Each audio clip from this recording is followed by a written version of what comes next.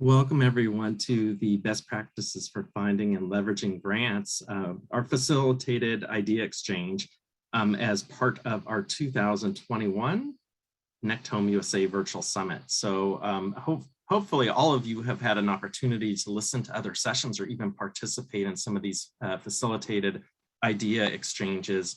I'm very excited about this particular session to have a chat with all of you about finding and leveraging grants for your work. I kind of view this as the dialing for dollars session, right? We get to dial in and see where the money is, how you can blend and braid it or sequence it from a variety of sources, whether it's public, private, and then public sectors at federal, state, or local, and what waivers are available, et cetera. So to learn from each other and to ask those tough questions that we have today. So wanted to, again, thank everyone for participating. We will be going over a couple questions, but before we do so, I wanted to remind all of you to, like you heard before, mute yourselves unless you're speaking, but it's okay to unmute and ask questions once we get through a few things here. So I'm just going to jump in real quickly here, and we're going to start out with some polls here because I think this will be kind of fun to get some information about those that are participating. So question 1, have you had trouble finding grants for your digital inclusion program? Simple, yes or no. Second question, answer at the same time, please. What type of organization are you affiliated with? Choice, and hopefully you fill in those buckets. And if you don't, feel free to align yourself to one that you feel the most comfortable with. So with that, we will be excited to see the responses on this question, and we will move forward to see how those results come out.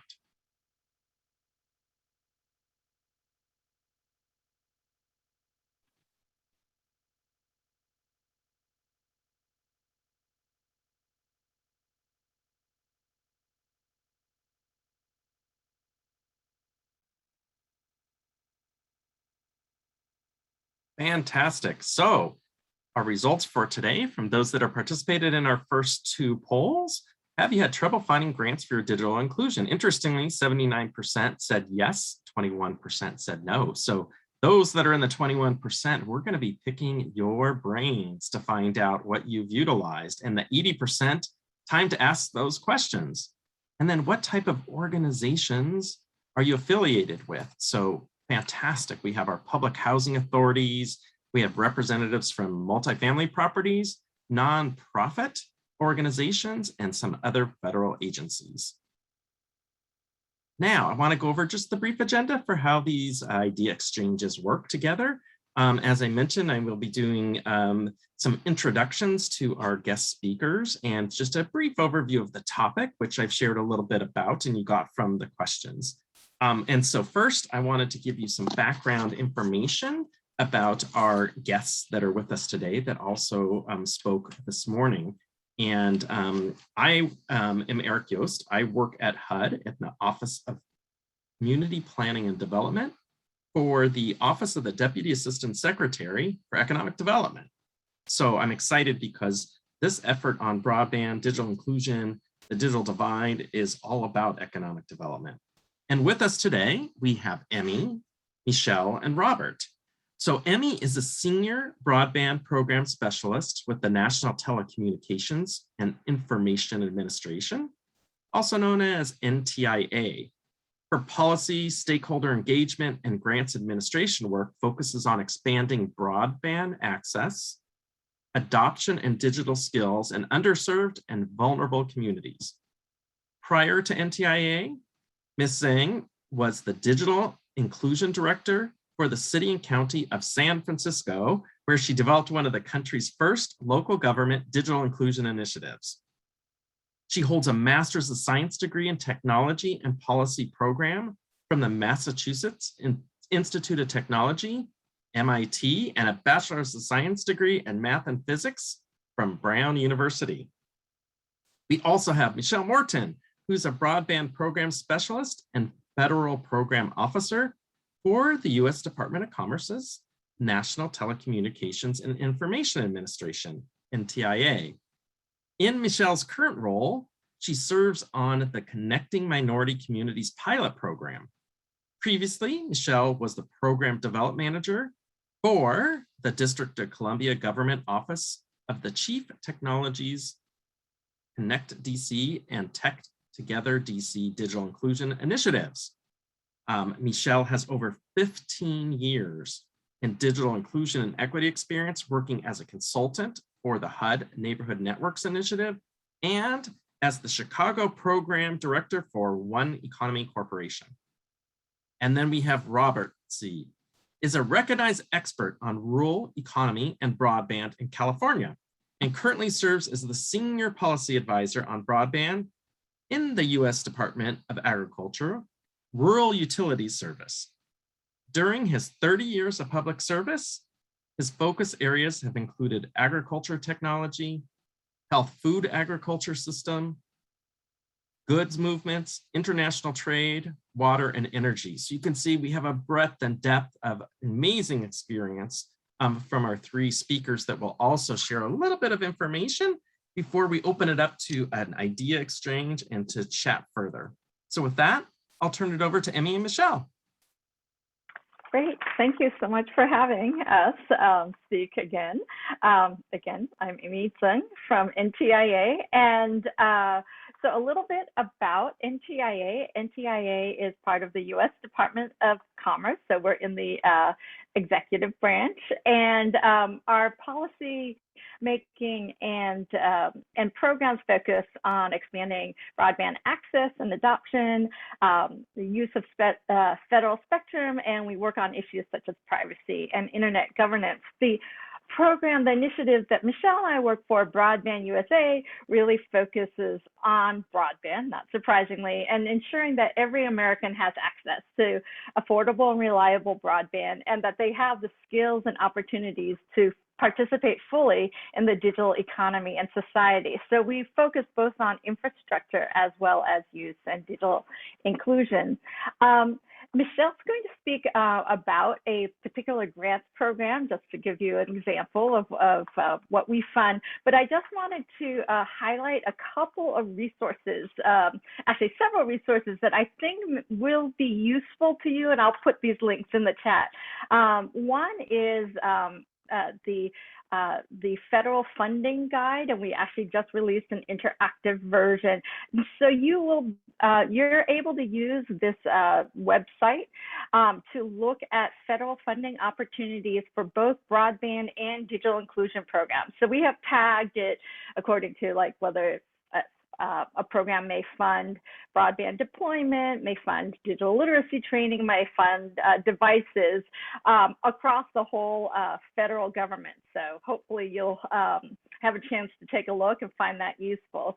The other thing that you might find useful is our indicators of broadband need map. And this map, again, another website, pulls together data sources about broadband as well as broadband use and computer ownership and broadband speeds and affordability across from a number of different sources, including the FCC, the census, the information that NTIA collects directly, as well as commercial sources like Ookla and Microsoft. So when you want to look, analyze, and support your community need, and also analyze the ways that you might most effectively direct funding, I think this tool might be very useful to you.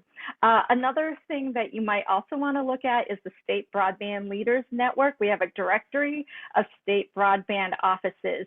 Note that much of the funding, particularly federal funding, are going through the states around broadband, as well as a number of states have also started their own broadband and digital inclusion funding programs. So I'd really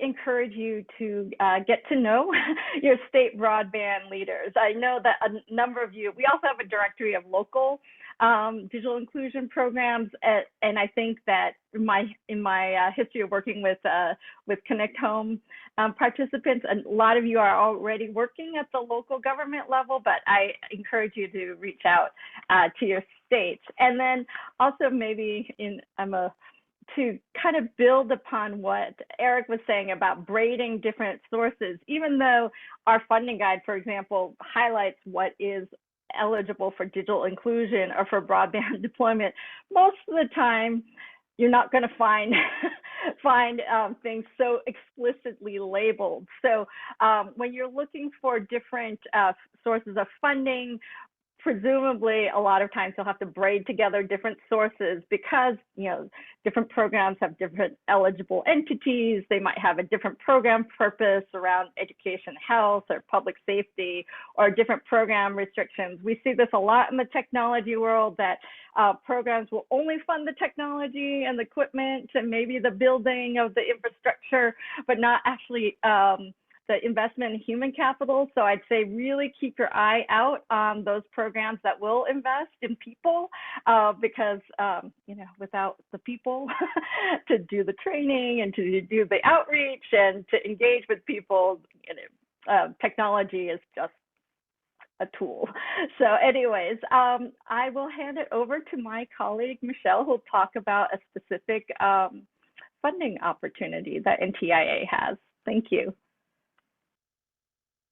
Good afternoon, everyone. I'm here to talk about the Connecting Minority Communities pilot program, which is a $268 million grant to historically Black colleges and universities, tribal colleges and universities, and minority serving institutions for the purchase of broadband internet access service and eligible equipment, or to hire and train information technology personnel. The grant also provides funding for eligible education institutions to form consortia with minority business enterprises, as well as 501c3 tax-exempt organizations. The HBCU, MSI, or TCU must serve as the lead applicant, but to be clear, NBEs and 501c3 tax-exempt organizations can receive funding through this grant. Funding can be used in various capacities to support digital inclusion and equity needs of the schools, its students, and surrounding anchor communities. Funding may be used to build out technology on campuses, such as broadband connectivity, IT staffing, tech programs, and internships and apprenticeships, digital literacy, and advanced career tech training programs. Funding may also be used to spur digital equity, innovation, entrepreneurship, and economic development in anchor communities. The deadline for the CMC application is December 1st at 11:59 Eastern Time. And for more information about the grant, you can visit broadbandusa.ntia.voc.gov. And just a quick reminder, our next webinars for the CMC grant are on October 20th and 21st from 2:30 to 4 p.m. Eastern Time. You can register on the Broadband USA website. And if you have any questions about the NOFO, there are several FAQ documents to help answer any questions about the CMC pilot program. And you can also contact NTI staff if you have any questions. And I will put the website and our contact info in the chat. Thank you.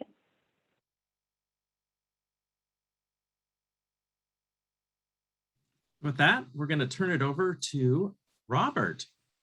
So Robert's a senior policy advisor with the USDA Rural Development Rural Utilities Service.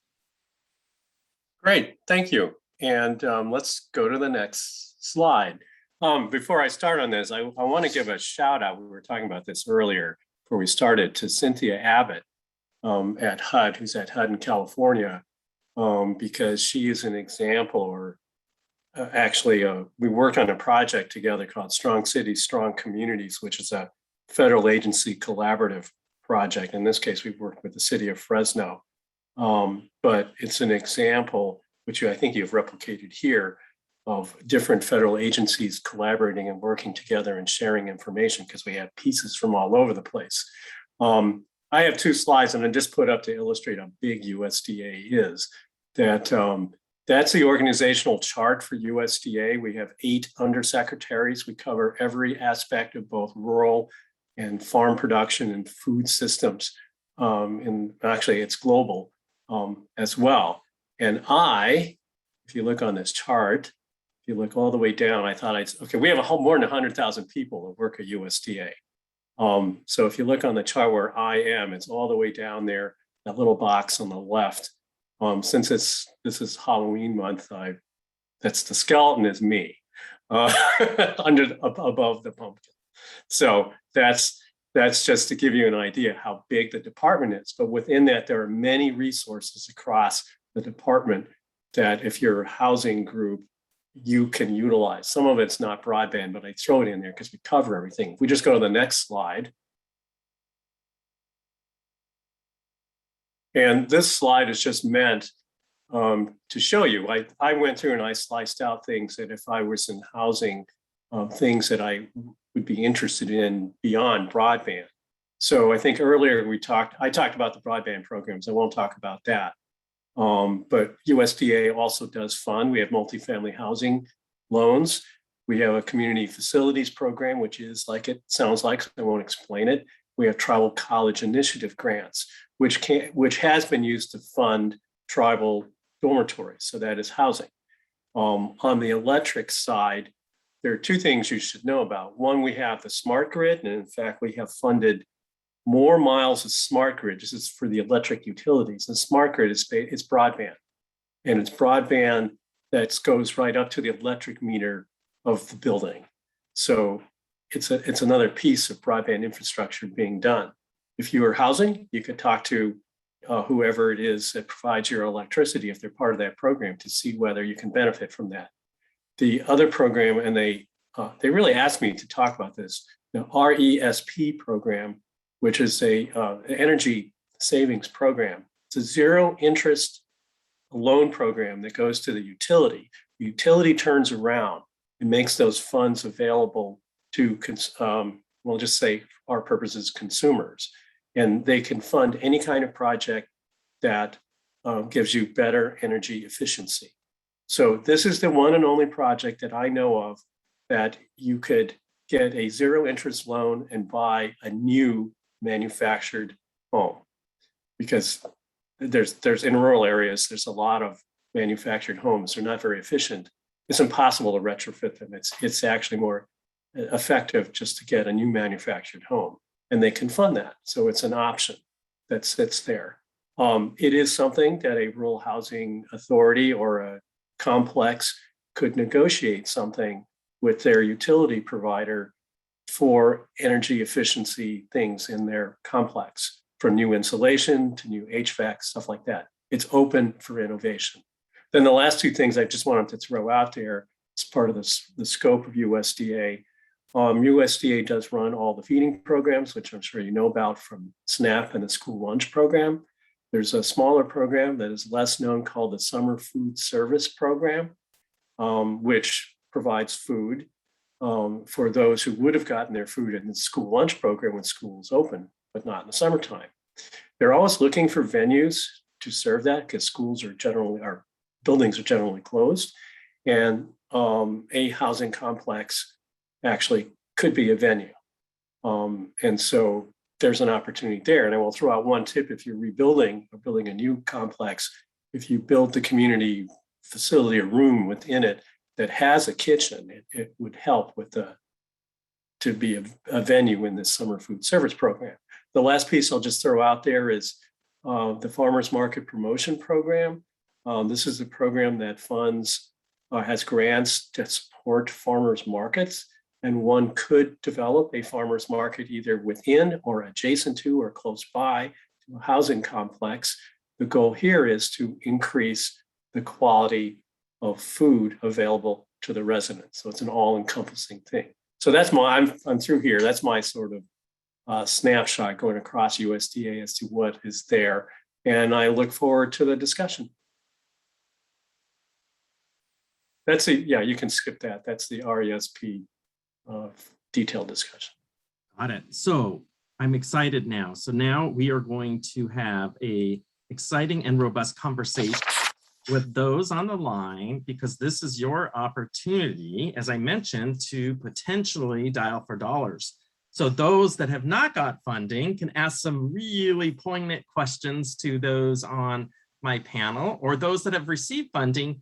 If you've already received it, maybe you're willing to share some of your tips and tricks of getting funding.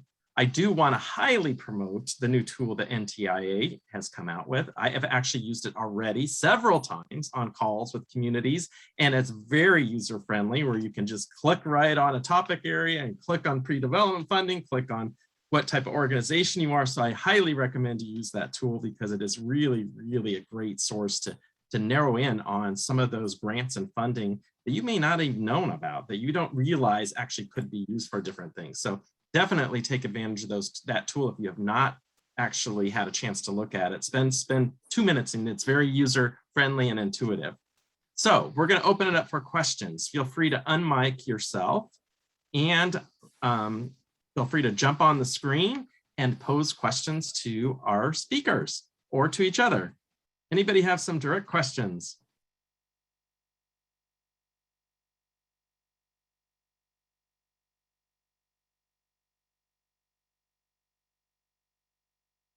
So now this is the fun part. I'm going to actually do two things. We want, Jacqueline M., we want some success stories. So why don't we start out? We can ask some of the panelists if you can share some models of grantees that you know have leveraged funding and how they did so, or people that have come up with plans to try and leverage funding. So if you want to share some ideas, or if anyone wants, oh, do we have Edward? Edward, you unmuted yourself. Would you like to share a question or answer that question?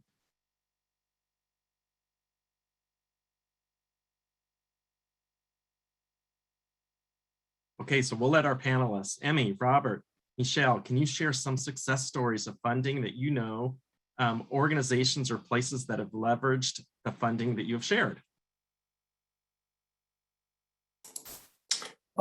This is on our distance learning telemedicine program. One success story is from New College, which is in the most southern part of Virginia. And they got, I think it was a $500,000 distance learning telemedicine grant. They leveraged that with other dollars they had from the state of Virginia to build basically a virtual campus. And this is several years before COVID, but they were out there in front of building something with the ability to do both teleeducation or distance education, but also they built links to other schools, like engineering schools, to make those offerings. And there's a health component to it, because that area of Virginia apparently has, according to them, the highest per capita prescriptions for opioids in the United States.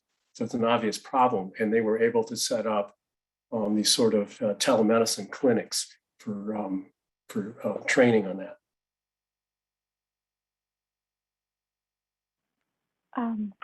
Well, just to clarify, so it's only been recently that we've had funding again, grants program, but I can talk about some of the, at least one example from the field, and maybe Michelle can share something from her recent experience in the field. But one example that I often highlight is in terms of braiding together different sources of funding, and also dealing with the whole array of barriers to broadband access is Albemarle County, Virginia, who Albemarle actually encompassed both very urban areas, but Charlottesville, but also rural hill country in Appalachia. So particularly during COVID, they had an interesting experience trying to make sure that all the students were served. And so they were able to actually get funding, or they had already received funding from the Virginia Telecommunications Initiative, I think VTI, which is state funding for broadband infrastructure to deal with the rural areas, but they also had funding from the Department of Education around parent and teacher training, and also a pretty robust one-to-one laptop program. So again, and did a bunch of toolkits, and also had technical support. So actually they were able to address, when the pandemic hit, they were actually, because they had a lot of these both funding sources and programs in place, they were able to address a lot of the issues around remote instruction pretty quickly. So again, not only did we see the importance of braiding together different pieces of funding, but the real importance of partnerships. In this case, they're partnering with the county, with the school district, with some local after-school programs. So.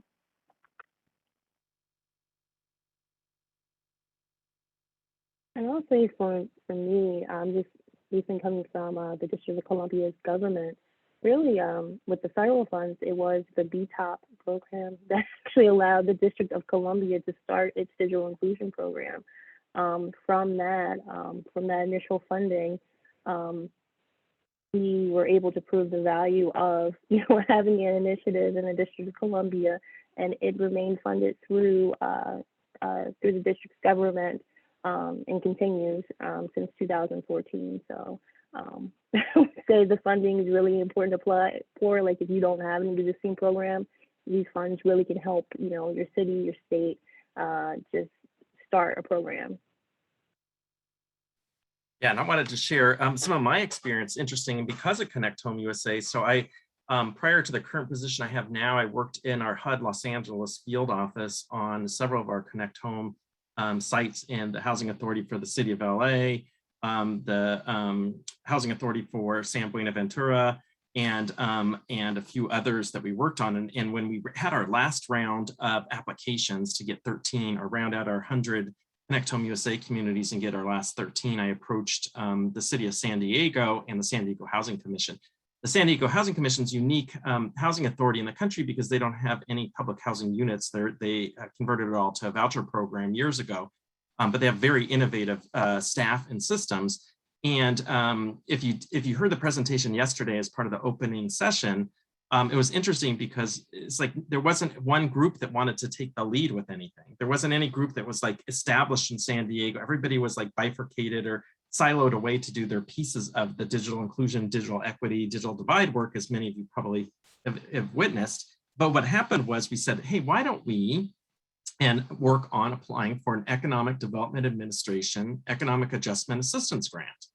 And so the very nature of using that particular grant to then get all the stakeholders together, say, we could probably get, the golden ring going around the merry-go-round and hit, potential jackpot of getting some money from EDA around this funding, brought everybody together to do all these community engagement strategies and work on all this effort. And guess what? They didn't get the funding. But that's okay, because what you heard, hopefully yesterday, or if you haven't, listen, it actually spearheaded their entire efforts in San Diego to create a more comprehensive plan, create San Diego Access for All, set up a department within the city, work with their stakeholders to have that convening power.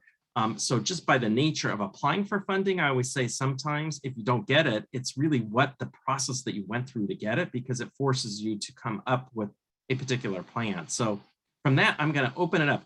Others on the line here today, feel free to unmute yourself. Tell us some of your success stories, some of your bumps in the road, because we would love to hear from you as well about some of your stories of securing federal, state, local funding or philanthropic funding.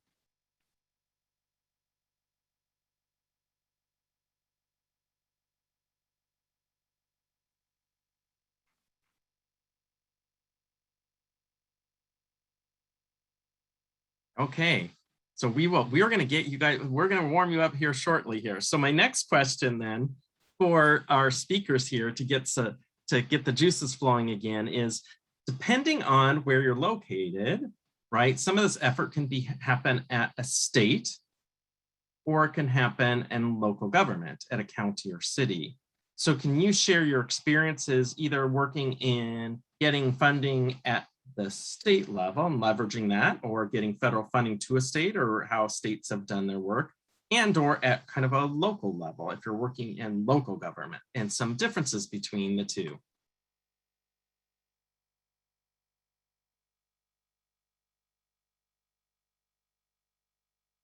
Unmute. There we go. There you I can go. give you two examples. One, because I'm in California, so with the state of California, and I work pretty closely with them. So they have actually a brand new state of California $6 million broadband initiative to deal with all these issues of unconnected areas. And then a second area that I've worked with is actually at the county level. Sonoma County is in the process of putting together its own middle mile initiative using a lot of county assets. And then they put together this plan, and they are now, because of the timing has worked out for them, in the position to apply for some of this federal money that is all out there that has become newly available. So there's no substitute for the planning, because then you're ready to move. And I always tell people, this is not like applying to college where you figure you got one shot, you apply, you either get in or you don't get in. If you're not successful, there are a lot of good lessons learned from that, and you can always come back and apply next year or the next round of things, and probably with a better application, because there's things you learned along the way. I actually have a question to throw at the audience, is that for the audience of potential applicants, what's your biggest barrier to actually doing the application? Is it a capacity issue that you don't have the staff or the people to be able to do these applications? Because we often have we think from the feedback we get that one of the biggest constraints in applications is the daunting task of the government, grant application, all the different pieces in there. And if the smaller you are, the less resources you have. So the question I have is that true? I mean, is that something, if the assistance was provided to actually literally do the application and plan, would that be valuable? I'll also add is the reporting and the whole dealing with the federal oversight over time, also a barrier. So.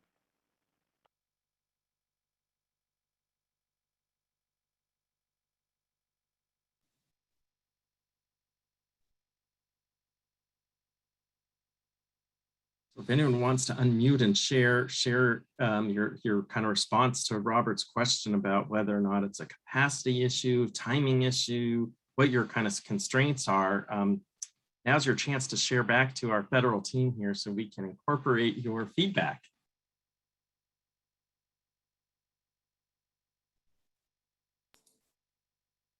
It's important because this is the opportunity we get the feedback to sort of craft our federal programs to accommodate that. Because I'll give you a specific example for the USDA broadband programs and the Reconnect program. If you get an award, you can recover a certain amount of pre-application expenses. It's a limited box, but you can. But if you're unsuccessful, you get nothing. And so the question is, if you are a resource challenge and time challenge small community or small organization, do you roll the dice and invest in something that maybe you have a 30% chance of getting an award? If you get the award, you could recover some of those funds. If you don't get the award, it's gone, and you may not have those resources. So the question is, if the resources were provided, and it doesn't have to be the federal government, it could be foundations, to enhance more applications from people who otherwise wouldn't have the resources to take the chance. Because only in baseball is hitting 300 a good thing. So I just leave it at that.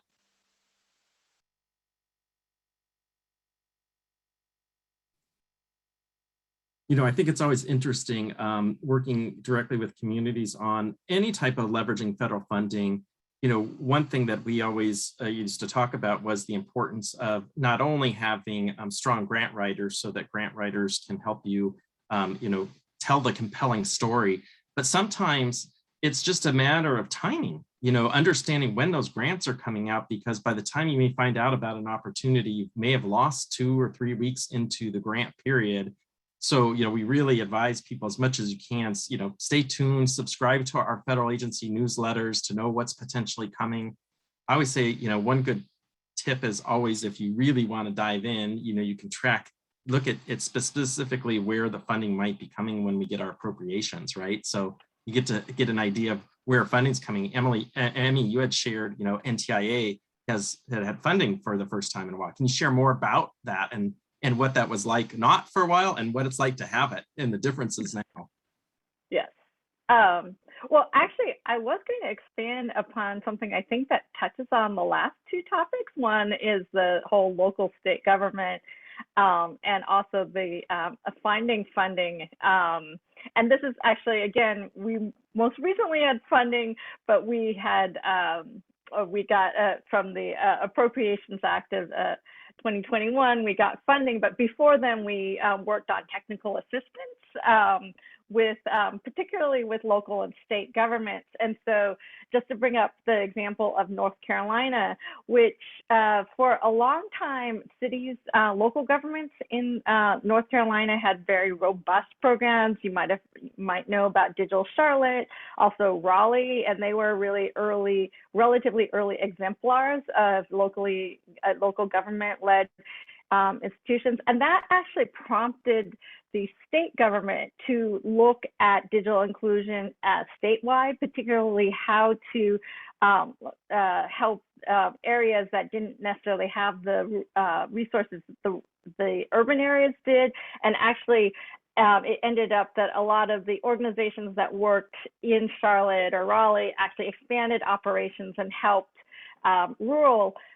And then, as the state established its broadband and digital and its broadband adoption office, they also facilitated funding. For example, before they actually were allocated funds, state funds to get funding for digital inclusion, they actually worked with the state library system to get a state digital literacy coordinator with a grant from IMLS. So in this case, the state was, even though they didn't have direct funds, they were aware of a lot of the opportunities that come by, and also they worked with some philanthropic organizations. So sometimes the local and state governments or statewide foundations, like we were talking about CETF and in California, can act as those intermediaries, not only to inform folks, but they also even might be an intermediary in terms of funding, where they can handle federal funds and the oversight in ways, and then direct the funds down to the folks on the ground doing the actual direct work. So that's kind of an example that maybe weaves in all the different topics that we were just talking about. Great. I think I see in the chat here, some people are having difficulty unmuting. I was wondering what was happening. So if we have the ICF team on the line that could help us with the technical assistance to ensure that we can unmute our guests that are trying to unmute themselves. It appears there's been some problems with people unmuting themselves. So I will turn it over then to some of the question chat online. So I see Maria Lecon from Mesilla Valley Public Housing Authority and Las Cruces, New Mexico. She shared, I do agree that our barriers is having someone to help apply for funding, and mostly knowledge of what funding is available to apply for, or even where to go to find the funding. And I think that's very true, and those areas there. So I wanted to put that question up and that also followed a question that someone said, where do we find the funding again? So if you want to, Michelle, share more about your federal funding guide, that would be great. Sure. So the federal funding guide is a new interactive tool, and it really allows you to drill down on topic areas such as whether, and identify yourself as an entity, whether you're a community anchor institution, government, and then from there, it's very easy to navigate and allows you to pick topic areas. So whether that be healthcare or the institutions kind of drill down further into like K through 12, and then the topic areas, there's numerous topic areas that actually lead you to different funding resources that may be available to you. as that particular entity. So whether that be planning, digital literacy skills, telehealth, devices, it really allows you to focus on those areas and find a lot easier way to navigate those resources and what's available out there. Amy, I don't know if you want to add to that.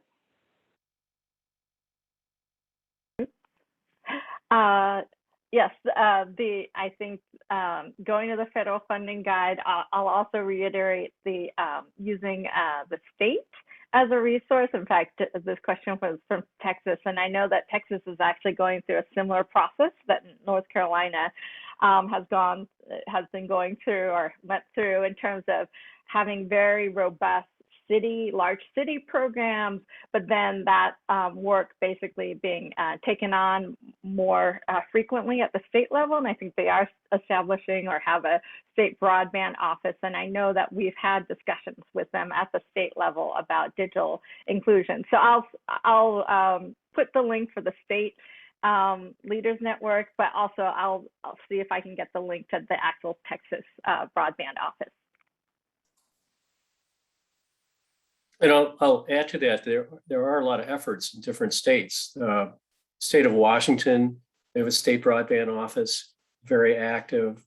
The state of Indiana has grants for broadband. I think it comes out of their economic development office in Indiana. And there are several states who actually they're much smaller grants. They're not like these giant federal grants, but within the state, that's actually quite significant. They have smaller grants. So for whatever state you're in, it's worthwhile looking at state government or even county government in some cases. I also found an area to look at to try to find potential resources and also register if you want to express that you don't have broadband at the state level are the public utilities commissions. The Pennsylvania Public Utilities Commission, the California Public Utilities Commission. Many of them have a sort of a broadband section because they regulate telecommunications. That's why they come in. New York has one too. So there are opportunities directly at the local level. In fact, Wisconsin and California directly fund digital inclusion activities as well as the infrastructure. Hey, Robert. And the same thing with, oh, go ahead. I was going to say the same thing with the District of Columbia funding directly, but also I think it's having worked in Chicago, some states and some cities will have strong foundation presence. And so working with your local foundations to find that money, I think is very important, and just developing relationships because with digital inclusion, all of a sudden, because of the pandemic, it has highlighted the importance of it once again to be connected. And there's a lot of funding out there. I think it's also working with the private industry, whether that's forming like private-public partnerships to fund some of this work, or working with private industry, social corporate responsibility departments to maybe fund a tech program or whatever it may be. But besides going after the larger federal grants, which I can honestly say sometimes do take a lot of time, and when you are working for local government, it's just about dividing, your time and trying to, guesstimate whether this will be a worthwhile venture, to be quite honest. And so, looking at your partnerships, I believe Robert brought up the planning process. Always be planning. So when those opportunities are, present, you're ready to go, and it's less time having to find, partners, maybe a lot of times working with universities or the local nonprofits. You're ready to, present your ideas and have something in place that, allows that starting planning process to go a lot easier. Yeah, and I was going to share, it's interesting having worked on well over 300 federal grant applications from 17 different federal agencies in place-based work.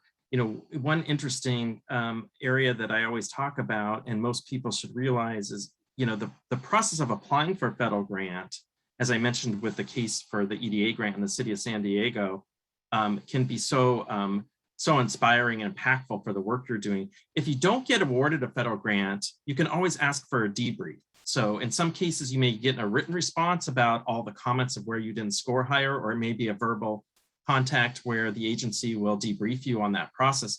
And those can be extremely valuable because you can get that feedback you need for the next time that the application comes out. The other thing I always tell people that's really important is when you see a grant that was awarded, whether you applied and didn't get it, or whether you were thinking of applying and you didn't, and you saw everyone awarded, usually if you reach out to the organizations that were awarded a grant similar to what you're doing, they're very open on sharing data and information, sharing, they've gotten the award now. So they might be very open on sharing some of their narrative from their application, or, others have gone through the Freedom of Information Act process in the federal government to ask for parts of applications to learn more about those.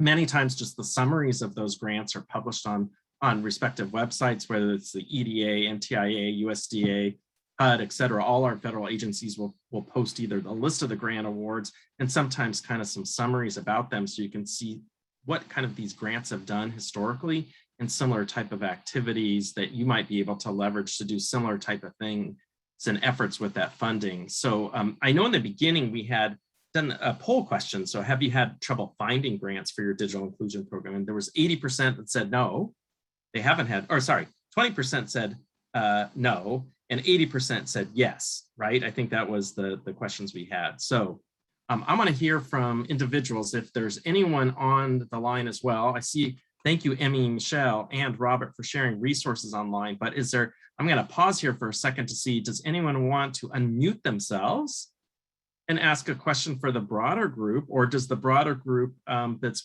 with us here today want to share some of their ideas and examples of what they've done around securing funding or attempting to secure funding?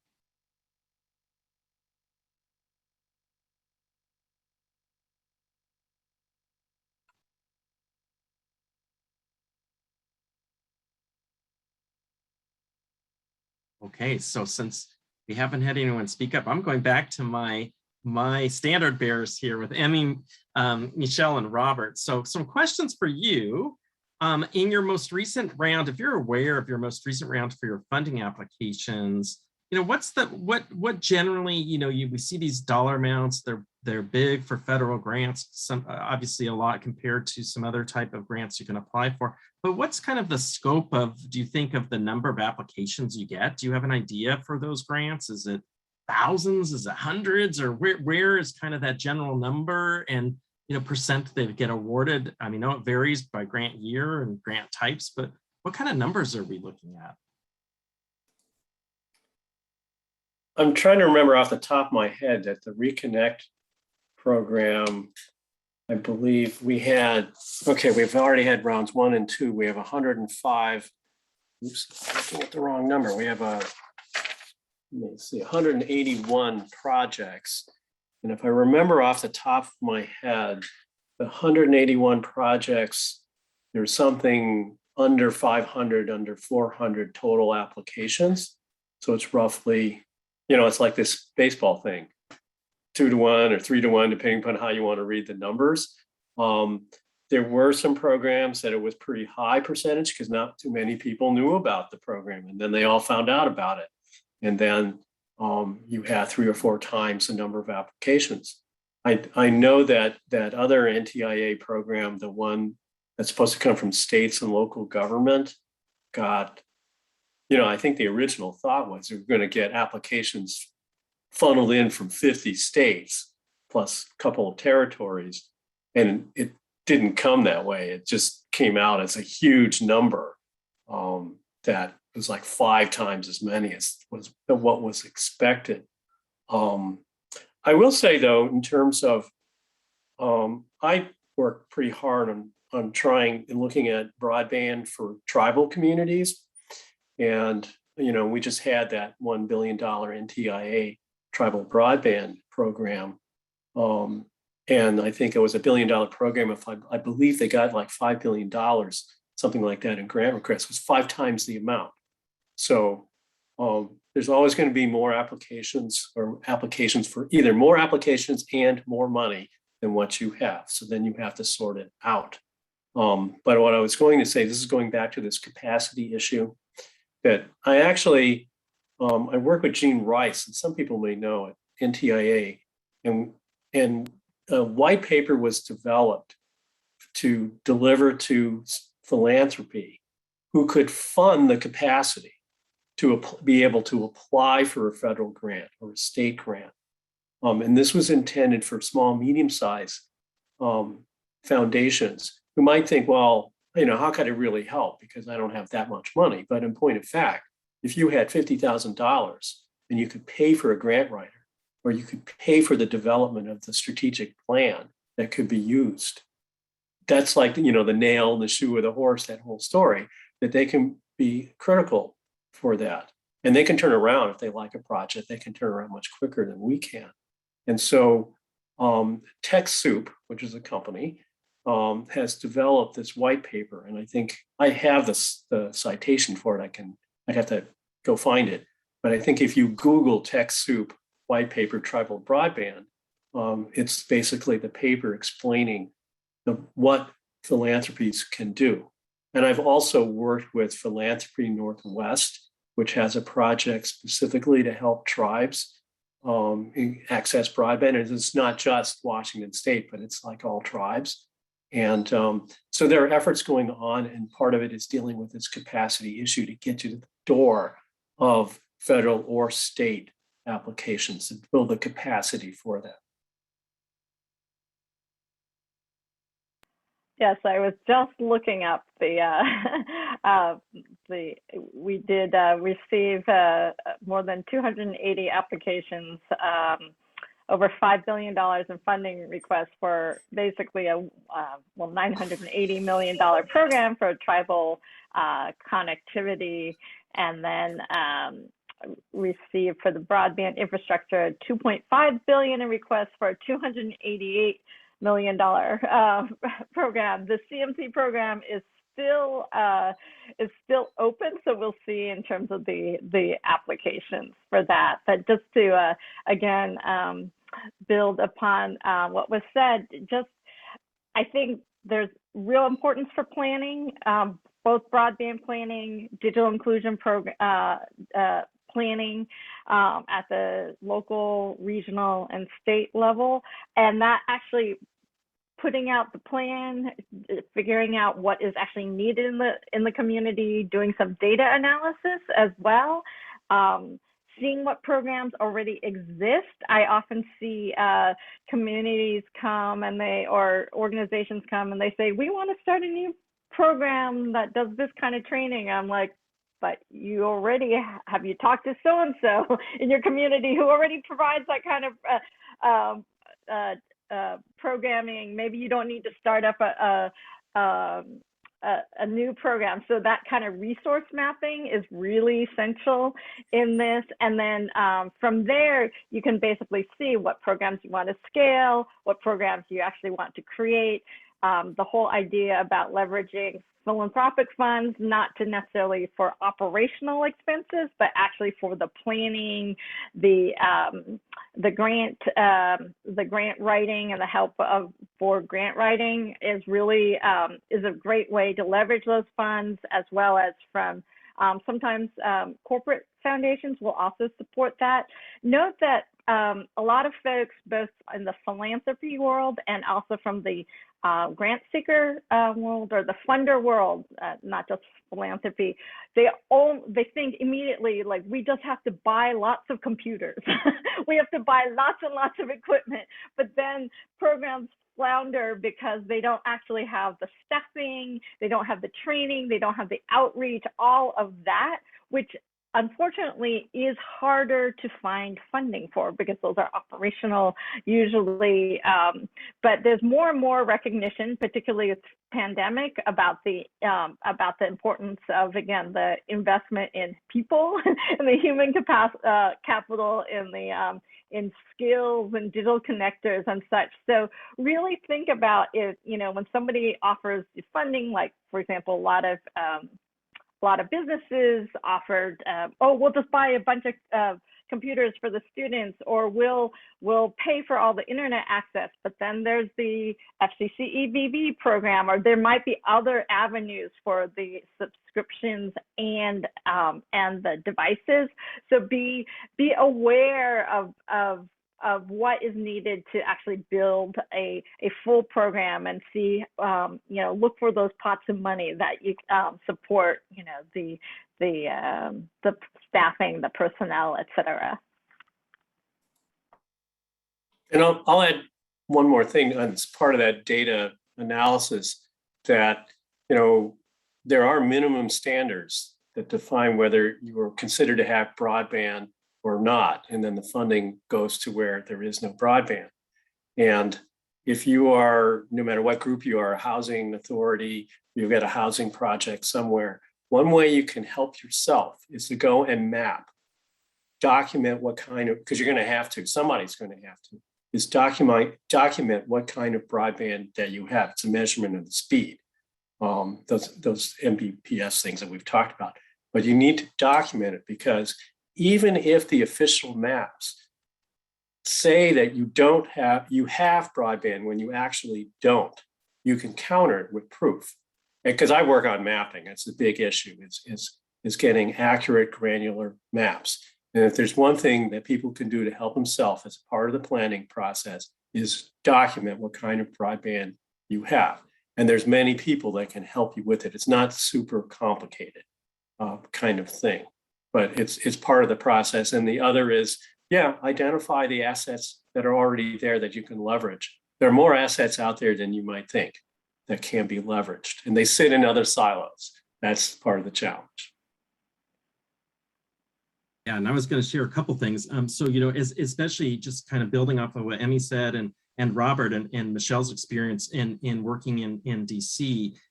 What's really important too is you're developing both your plan, whether it's your digital inclusion, digital equity, digital divide plan, is having that funding plan. The funding plan is so important to have that, because whether you're providing services, equipment, broadband access, training, support, whatever it may be, you really need to lay out that funding plan. Then you can start to piece together where you can get the particular funding from.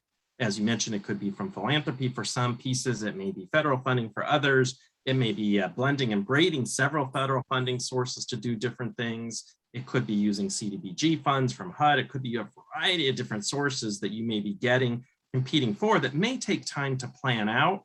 So I always say it's a blending and braiding of funding, but it's also sequencing, because our funding isn't just an open rolling all the time. So our funding comes out usually at periodic times. Sometimes some funds can be open rolling or periodic applications. And so you really need to be aware of when those different application cycles come and start.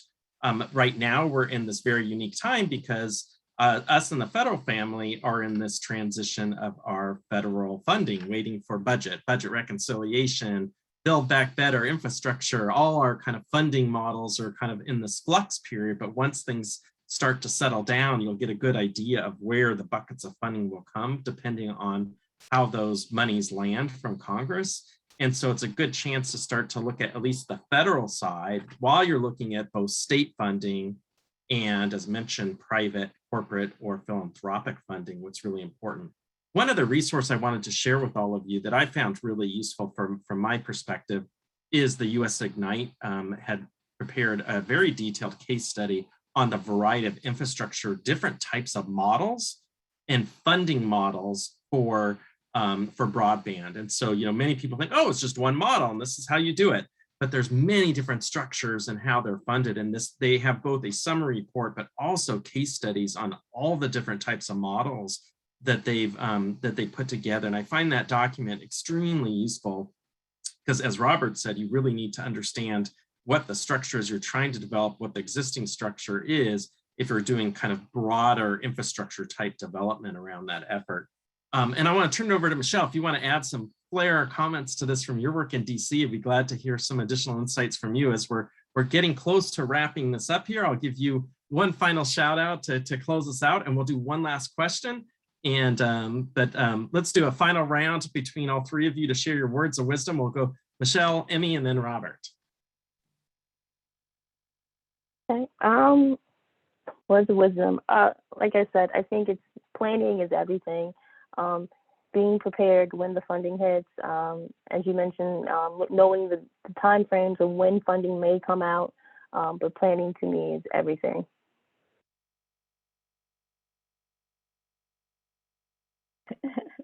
Yes, planning, being nimble, because sometimes these pots of funding come out, they're announced, and you don't have that much time. So setting up those partnerships, planning and partnerships, and then acknowledging that, you know, there's very little funding that will out and out say broadband or this is digital inclusion funding.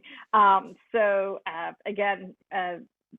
NTI is trying to help with that through our guide, but we know that there's a lot. So, you know, look for the funding in education, health, workforce development, economic development. There's all sorts of avenues for digital inclusion and broadband funding. And I echo that too in terms of planning, do the mapping, identify where the needs are in terms of what kind of broadband you have.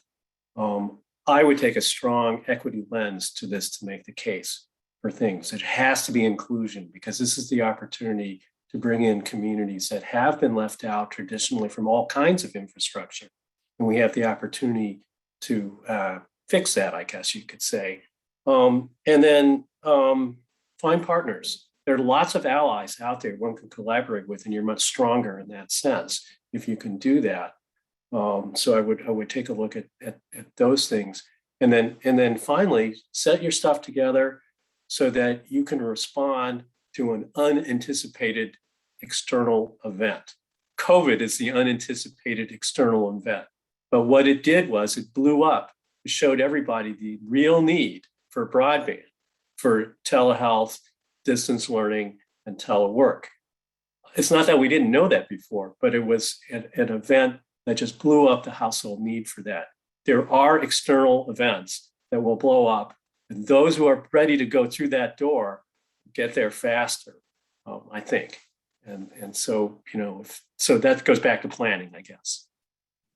That's great. Well, thank you all for your words of wisdom and your insights today. I think we have one final survey that we want to do for those that are still around to take it here. So if we could pop up that final survey here, is did you get a new idea or strategy from the session that you will implement? A yes, no, or a maybe. And I also, while you're filling that out, wanted to thank you so much for attending our session today. We look forward to having your attendance at day 3 tomorrow in attending the events we have tomorrow for the Connect Home USA Virtual Summit. And join us for a conversation about innovative approaches to digital inclusion, action planning, and recognition of our Connect Home USA communities. So with that, I think, can we post the final results, or we're going to keep those private? And wanted to, oh, there we go. Thank you so much. So fantastic. Did you get a new idea? Yes, and some maybe. So the maybes, take a shot at implementing and looking at our materials, and we'll keep the dialogue going. And thank you so much, and have a great afternoon, everyone.